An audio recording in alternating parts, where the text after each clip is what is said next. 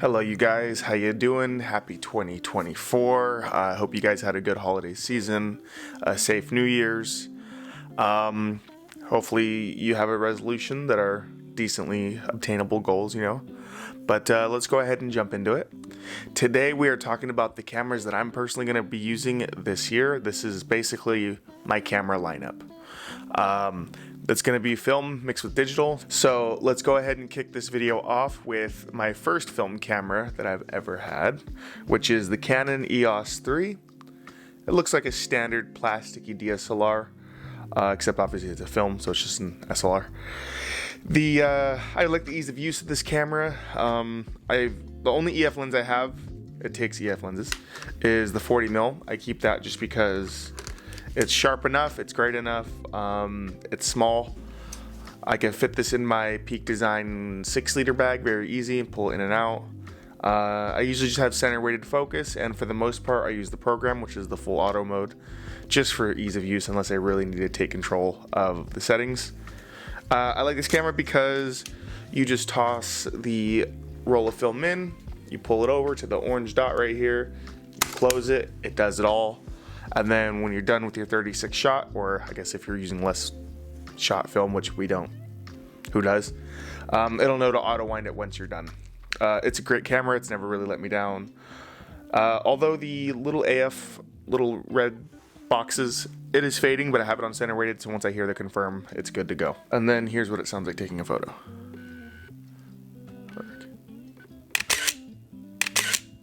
It thinks it's low light right now. Well, I guess technically it would be, but it sounds a little more mechanical than most. And then my second film camera that I got it shortly after the EOS 3, just because at some point I do want to be able to use L lenses and have a weather sealed setup. I bought the top of the line, best film camera Canon ever made, the EOS 1V. This is basically take everything that the EOS 3 is and make it better, build it better. Like, I don't know if you guys play Titanfall. This camera is the Titan version of this camera. Like, this thing is made out of full metal. You have 100% viewfinder readout, weather sealing if you're using L lenses that have weather sealing. It just sounds better. It's damn it. Let me go ahead and swap the lenses real quick so I can give you guys a feel of how this camera sounds.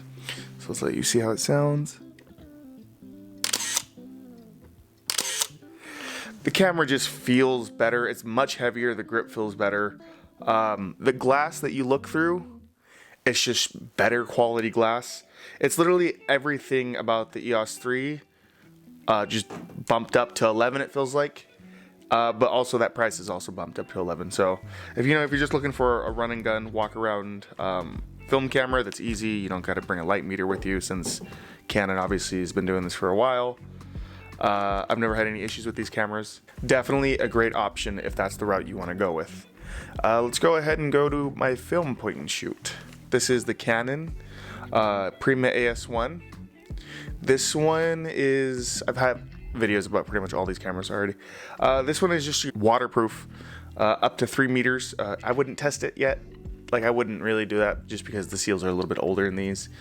Point and shoot, these are going to get a little more popular now, especially with larger film YouTubers getting their hands on these, like Grainy Days. He actually just dropped a video today, like a specific one, another one about this. It's amazing. I would personally only use it for, like, maybe you want to go shoot out in the rain if you don't have like a weather sealed film camera like this, which is pretty common in the film world. It's great, it's easy, it takes batteries like everything else, and it's fun. I have shot this underwater, but I don't recommend that, since a little bit of water got in, shut the camera down for a little bit, and it's good now, but I got lucky.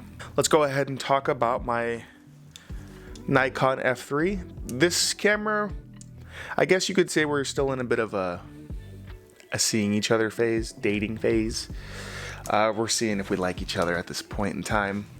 The first roll of film that I put through this thing, I messed up. I rerouted it the other way. That's on me. The second roll came out beautiful. The third roll, for some reason, the roll came back completely blank. I don't know what happened. It's a little weird to load sometimes, but like I said, we're still dating to see if we're a fit for each other. I have the little red button on there that everybody usually gets. I shoot this thing in the aperture priority like everyone else that gets an F3. I have the 51.4. There's not really a need for any other lenses for me, maybe even like a 1.2, which like maybe I'd like to have that at some point. But overall, I'm pretty satisfied about this build right now. I have the HP regular viewfinder, and then I do have the waist level thing. You put it on like this, and then now I'm shooting it like you would a medium format camera with the ground glass and everything. I actually do also have the hot shoe or the cold shoe cover. I like to keep that on there. Just twist it. It locks on, and it gives a totally different look to the Nikon. And I like this because when I am using this right here, my nose actually lines up perfectly right here. So I know I like to use my nose as more of a buffer than putting this metal thing up to my brow. But yeah, like I said, we're still kind of in like a seeing each other phase. We'll see if this one permanently stays. Let's go ahead and go on to digital. GoPro 10 black. That was just what was out when I was in the market for a GoPro. And you know, just typical GoPro things. I'm not doing anything crazy. I have this little magnetic swivel clip. I clip it onto my backpack. If I want to shoot POV, it's easy to stick it on just pretty much anything metal to be able to capture maybe some B-roll or something. You know, and YouTube being a one-man band, you know, having a little B-cam while you're doing other things is just a great thing. My favorite smallish point-and-shoot type thing, because everybody knows the Fuji wave is big right now. The X100V, we've all seen the videos. Everyone and their mom has one, and they're jacking up crazy prices. This little cheap camera, the Sony A6000. I know I was talking to Fuji for a second. You're thinking he's gonna pull out a Fuji camera. No, this camera right here, the A6000, came out forever ago, honestly. I have it with the kit lens. I like this camera so much as of recent that I actually put the sling mounts on it, and I actually will open carry this sometimes. Open carry. This isn't Texas. But it's a great little camera. I love it. You turn it on, the kit lens, well, if it's off for a little while, it takes a little time to wake up. This is great. I've taken amazing photos with this. Built-in flash. So, you know, it's great. For actually over Christmas, this was great to take photos of my family while everyone was opening presents. The kids were having a great time.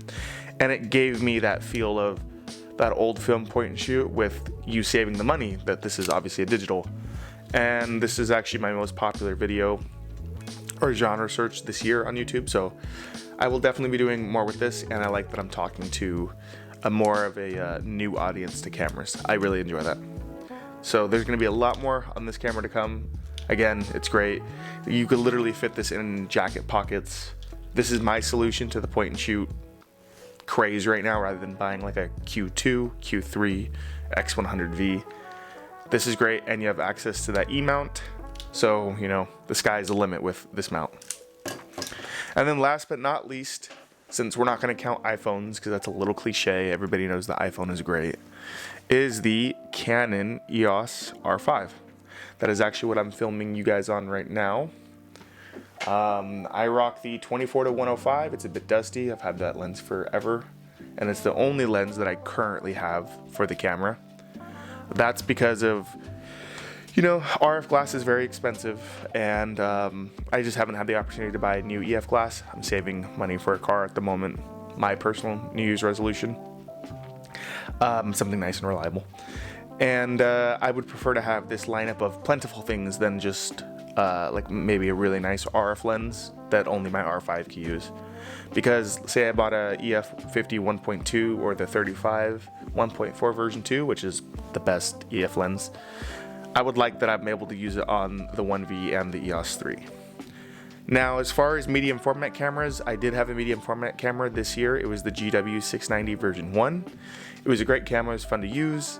However, just 8 shots on a roll of 120 film is just way too expensive for me to justify keeping. Now, do I have any plans of buying a medium format camera this year? No, not really, unless something comes across and I have the extra money and it's just a great deal. I was thinking of buying one of those little Yashicas. they're very cheap, you know, something simple that I wanted to shoot medium format. But as far as that, I will be pushing maybe like a 70-30 split, 70 digital, 30% film, just for saving money, and obviously film is just getting so much more expensive now. But yeah, that was my camera lineup for 2024 at the moment, and if anything changes, you bet I'll be making a video about it, you guys. I know this is kind of a longer just talking video, and that's kind of what I like. I like these type of videos where someone feels like they can come hang out, or like you sitting there talking to a friend, because that's just the content that I like to watch personally. So I hope you guys, again, have a good rest of your day. Maybe drop in the comments below what you're going to be shooting on this year. Even if it's just your iPhone, you know, like I always tell people, just get out, take a walk, have a good time, you know. All right, guys, I'll see you guys in the next one. And oh, if you stuck around this long, I do have a roll of this film. I bought it. I don't love the way it looks, but again, if you want new film companies to pop up, then you should probably support them, and that's what I'm going to do here. This video will be coming sometime, I don't know. Hopefully soon, let's say, you guys. All right, again, have a good one. I'll see you in the next one. Bye.